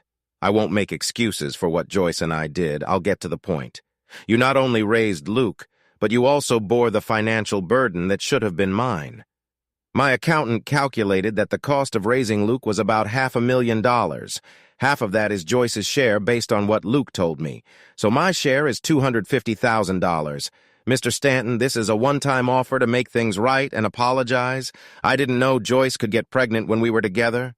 Luke, a fine young man is here now, and you should be proud of him. Sincerely, Niles Lieberman. Wow, Dad, that's more than I thought he'd give. The money is going into a trust fund for you and your future kids for their education, and if you never have any, you get it at $50. I don't need Lieberman's money, Luke. That's generous, Dad. Are you sure? I'm sure. One more thing, Luke. You can visit him and your half-sisters, but don't expect me to join. If I see Niles near your mother, I'll break his nose. I chuckled at that. You think that's funny? Dad said, annoyed. Brenda Lieberman said something like that when I saw her. If she sees Mom near Niles, she'll scratch her eyes out, she said. Smart woman, Dad replied. But then she married Niles, didn't she? You married Mom, Dad, so I guess it evens out. Dad didn't like that. Luke, no one likes a smart aleck. A new life. Celia and I started our new life together. It didn't take her long to find a job. She stopped waitressing and started working at my mom's office as a receptionist. They became close friends. Mom even picked her up each morning. Did she miss being a waitress, I asked. Yes, she replied, because sitting too much would make me gain weight. My mom had a solution. She took away Celia's chair and gave her a standing desk. Then Mom gave Celia more responsibilities in the office. Who knew? Celia turned out to be great at office management. It seems she had done similar work before. Every day I learned more about her. I introduced her to my friends. We went to parties and cookouts. I wasn't a big fan of golf like my boss and dad, but Celia and I ran every day, had workout gear at home, and played tennis. I offered her a membership at my gym, but she declined. Instead, she went to the public pool to swim with kids and their moms. When I asked why she didn't want to go to my gym, she said it was a long story. That weekend, after we had a bit too much to drink, she told me why. Here's the short version. She had a bad experience with a gym instructor a few years back. I tried to tell her it was just one person, but she brushed me off. Those places are full of people looking for more than just a workout, Luke. Be careful. I don't want anyone taking you away. You mean stealing? I asked. Yes, but I'm the only one you need. Remember that? Yes, ma'am, I said. And where did you learn a word like hussy? Your mom says it, she replied. She's a bad influence. I like your mom. No one is supposed to like their future mother-in-law. She giggled and gave me a playful, tipsy look. I also introduced her to my sister Amber and her husband Reggie. My nieces Maggie and Anna loved her. We babysat for them a few times since Amber wanted to fix her relationship with Reggie. He was seeing someone else but kept her around just in case things didn't work out with Amber. But back to us. I noticed Celia looking sad whenever I played with my nieces. She would force a smile and join in, but the sadness stayed in her eyes. Over time, Celia grew quiet and distant. Luke, we need to talk, my mom said one day. What now, Mom? I replied. Do I have another dad? No one likes a smart aleck, Luke. She said, you have a problem? It's Celia. She gets sad every time she sees you with the girls. I knew she meant Maggie and Anna. What did she say? I asked. It's what she doesn't say. She looks sad because she knows you want kids, but she can't have them. I had been thinking about it for a week already. So what do you suggest? I asked. Stop babysitting for a while. Your dad and I can help with that. Focus on doing things as a couple, not involving kids. I took my mom's advice, but it didn't help much. Celia was still upset and spent lots of time on the internet. This worried me because she always cleared her browser history. One day, Celia came to me. Honey, we need to talk. Uh-oh. Do you know about couples who let someone else father their kids? She asked. Uh-oh, just hear me out. I've thought this through. Uh-oh. I listened. Surprisingly, Celia made sense and had done her research. She even found a couple willing to help us. Celia, are you sure about this? Yes, we meet them this weekend. No more questions until then. If I didn't love her, I would have said no. Almost 3 years later, we were having a family gathering. We had moved to Atlanta for my job, and Celia and I were the center of attention. Our 2-year-old William Jr. and our baby Lydia were playing with Maggie and Anna. Everyone was smiling. How did you do it? My dad asked, looking at us. Celia, it was your idea, I said. No, today is your day. You tell it, she replied. It was simple. I don't know why we didn't think of it sooner. Well, don't keep us in suspense, my mom said, eager to hear more. My mom was happy because I finally gave her grandchildren, including a son. My sister Amber was not pleased since she used to be the only one with kids. We found a couple willing to help us have kids, I said. How much did it cost? In vitro isn't cheap, my mom said. We didn't use that, Celia smiled. Oh, my mom said, finally catching on. Oh, what did you use? Amber asked, while her husband Reggie chuckled. Amber gave him a look, but he just laughed. Well, Amber asked, getting annoyed. We found a special couple, Celia replied. A couple who allowed the husband to father our children. You let him do that? Amber asked in shock. Celia, tell me you didn't let him. He did, and I set it up, Celia replied. Good grief, Dad said. Reggie was shaking his head, smiling. Amber looked disgusted. Mom was shocked, and Dad was speechless. Celia was beaming. Well, I can't have kids, Celia said, so we found a way to make it work. These people all liked the idea of the wife having a child with another man, so we talked to them. They agreed, and we met with lawyers to sign the papers. What papers? Amber being the lawyer, she was asked. Here's the contract, Celia said, handing a copy to her curious sister-in-law. "Oh my God!" Mom exclaimed as Amber quickly looked through the contract, then read it more carefully as she went through the additional pages. We all waited as she finally looked up, clearly shocked. "You did it. You really did it. You have kids that are legally yours. Celia, why did you agree to this? If you get divorced, he gets the kids and you don't." She said, "He" about me almost with anger. "I already have 2 kids, Amber," Celia said, looking at me with love. "And because Celia found a way to give me those kids, I am never divorcing her."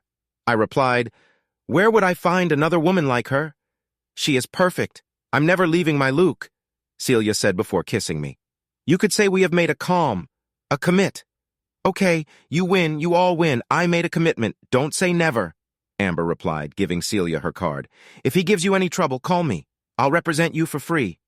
"I know what that means, Amber," Celia replied, ignoring Amber's offer. "You jerk," Amber said to me. "You finally did it. You found a way to make it work."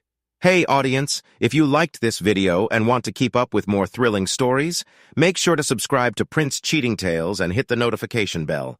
You don't want to miss out on our upcoming adventures. Thanks for watching, and we'll see you in the next wonderful story.